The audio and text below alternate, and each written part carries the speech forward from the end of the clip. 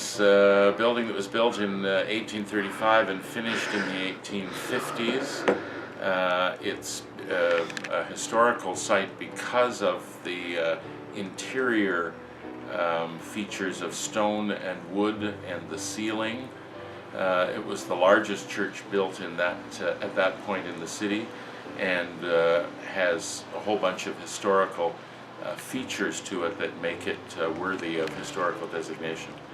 From 1832 until about 1854, the backyard of the cathedral, bordering on Houston Street, was the only cemetery in Hamilton. And in a roughly 20-year period, there were 763 burials there. When the then new Hamilton Cemetery was opened on York Boulevard, some of the remains were moved, most were not. And in about 1890, Richard Beasley's gravestone, Richard Beasley being the first settler in Hamilton, and some other markers were moved to a separate area at the north end of what had been the cemetery property, and are now established as a memorial that is also a United Empire Loyalists site.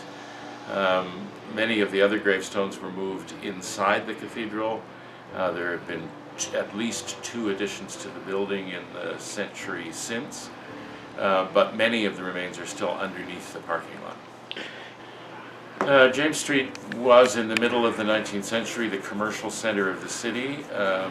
The north end was slowly being developed, and there was the beginnings of some development in what we would now call downtown, a few blocks south of here. But this was really where most of the commercial development and building was taking place, so it was the natural place to build what was Christ Church. It wasn't a cathedral until 1875. But to build the church here was a natural location. There's a big Roman Catholic church that was the original cathedral a block away, and a number of other buildings that date from that period of time. So it's amongst the oldest part of the city.